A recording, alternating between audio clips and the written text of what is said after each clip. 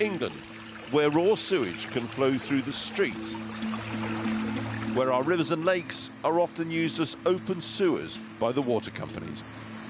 But why? How did we get here?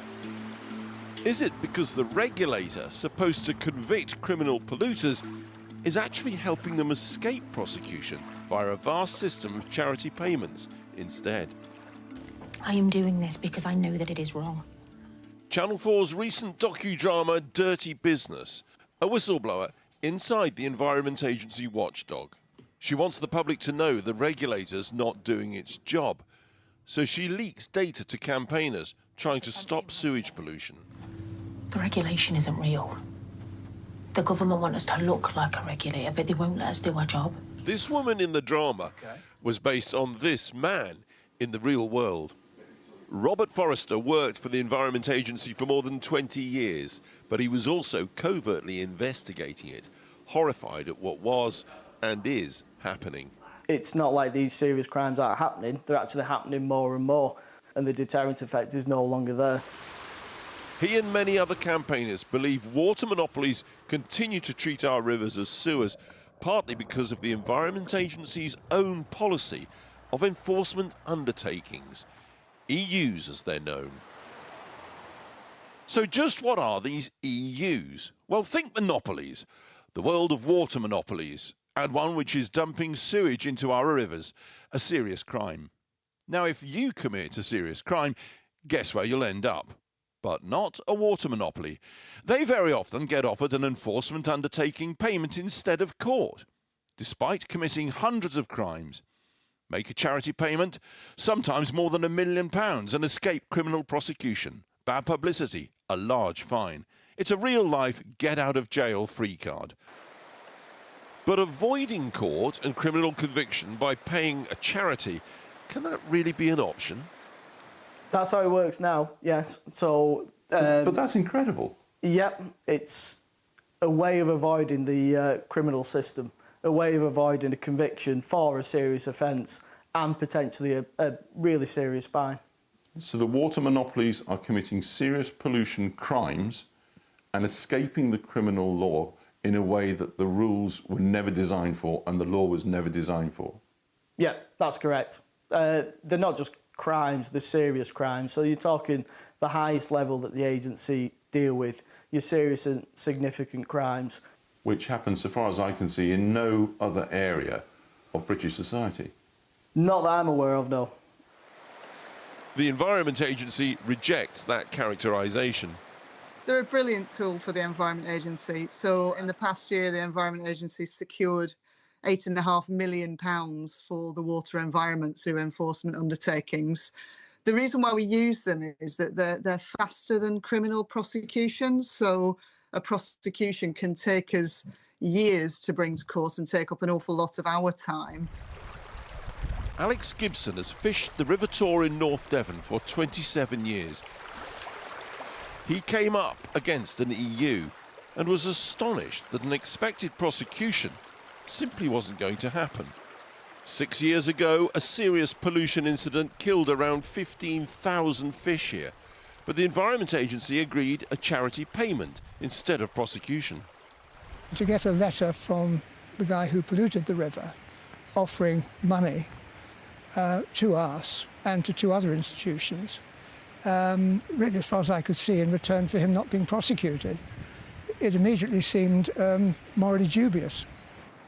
Like so many across the country, he simply couldn't believe what was happening. I mean, in a way, you're being offered blood money. You could look at it that way around. You know, I've done something terrible. You know, I didn't kill one of your family, but I've done something terrible. If I give you some money, will you go away? Well, we didn't go away. Certainly didn't. He took out a private criminal prosecution and won. But one national charity does accept EU payments, millions in fact, from the polluting water companies.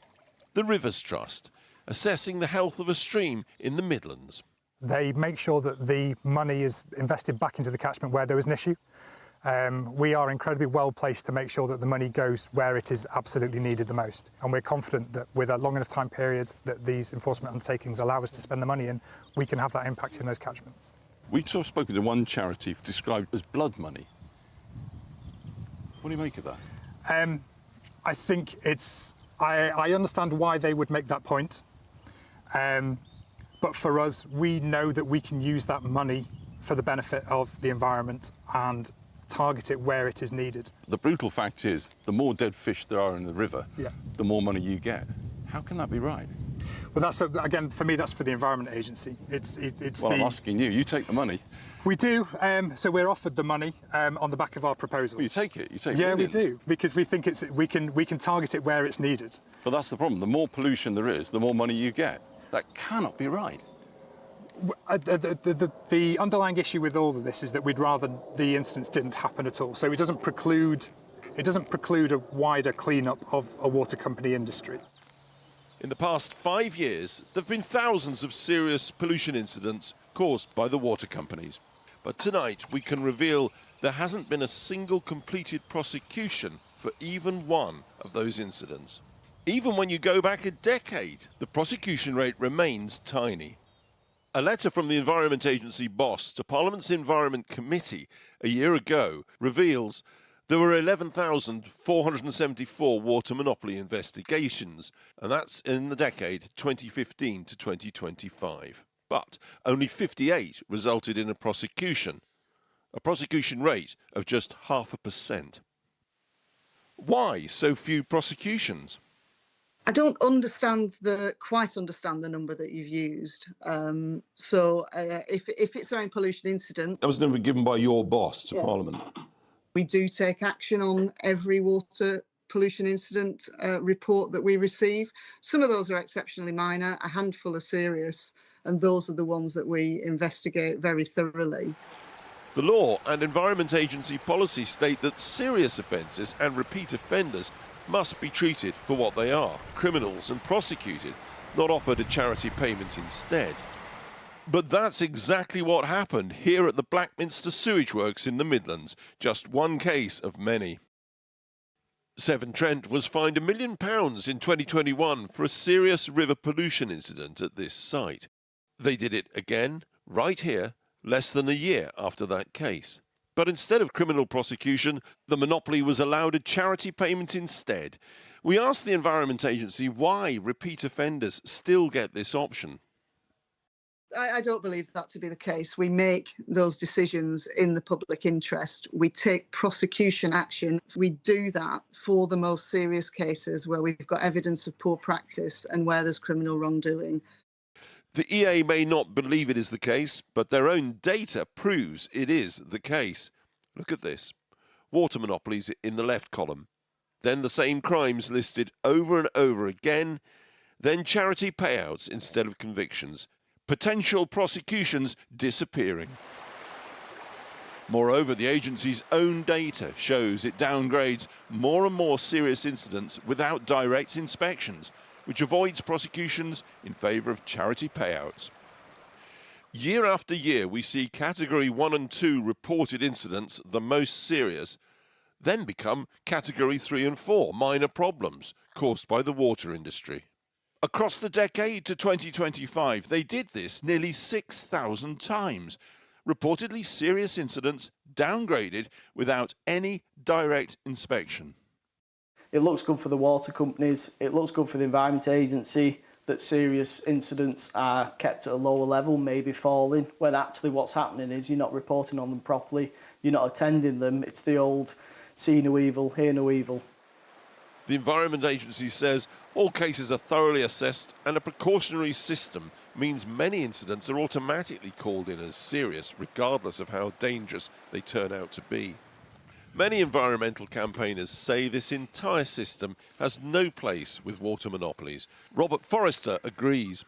With regard to EUs, what would you do? Scrap them. Completely? I'd scrap them for water companies. And I'd certainly bring totally scrap them for water companies. The process has just been abused. For water companies, I think they should bring back in prosecutions as a deterrent effect, because clearly EUs haven't worked. Water quality is getting worse and worse. But the Environment Agency says the payment system is vital. that requires the water company to put what is wrong right and also to invest in the local water environment. So I think they do give communities very good value for money. Water UK, which represents the industry, told us the government's independent review of the water sector concluded that the public interest was not always best served by years of court proceedings. Undertakings can ensure faster accountability and deliver funding directly into the environment. Others strongly disagree, believing it's high time the water monopolies' get out of jail card was torn up, that serial criminals always answer for their crimes where everyone else does, in court. Alex Thomson, well, no one from the government was willing to talk to us on this subject, but a Defra spokesperson said after years of failure, this government has taken swift action to hold water companies to account. We have already banned unfair water boss bonuses, and our once-in-a-generation reforms will establish a new single regulator with more teeth and greater powers to drive transparency, helping to rebuild customer trust and protect the environment. Earlier, I spoke to the water campaigner and former Undertones singer Fergal Sharkey, and I asked him if it wasn't, in practice, more sensible to give water company money to charities working to fix our rivers rather than tying it up in years of prosecutions. For water companies, it's simply a get-out-of-jail card. It's a very cheap alternative to what actually should be the consequences for them. What we need to change is the behaviour of these water companies. The fines don't work.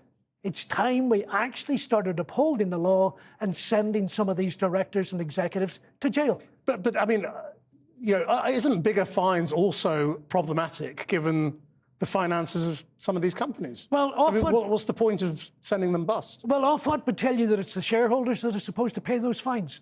So it has no direct consequences upon the company or indeed water bills.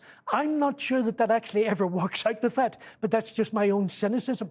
What we need to do is actually now demonstrate to these companies we are prepared to enforce the law as it stands, to hold them accountable and to properly remedy the situation, not simply let them off with what effectively is a slap in the wrist. So you think actually sending bosses to jail is the only thing that if would make we a difference? put one water boss in jail for 6 weeks, the whole industry would utterly transform itself at 9 o'clock tomorrow morning when those companies open for business. Because it isn't the reality that at the moment, this is sort of a cost of business. Exactly that. We will have to pay X amount of our turnover as fines, but that means we can just carry on doing what we're doing, destroying the environment, decimating our rivers and beaches. See, the government says, you know, we have changed the law, we've made it easier to send people to jail for obstructing investigations, we're introducing unlimited fines, we have attacked the bonuses. Yep. I mean... rather sadly, that's all part of the window dressing and the machinations of fake news and press releases. We're sending people to jail. Actually sending the people to jail for obstruction of investigation has been the law since 1996. We're taking unlimited fines. That's what happens in the Crown Court. The current law allows for a water company to have unlimited fines should they be found guilty in the Crown Court. And as for banning bonuses, what a glorious success that is when one executive gets paid 1.3 million via an offshore company, another one gets his salary doubled, and another one figures out if you just change the name and call it a long-term incentive bonus, it gets paid anyway. The whole thing is a sham and it's an avoidance scheme by government.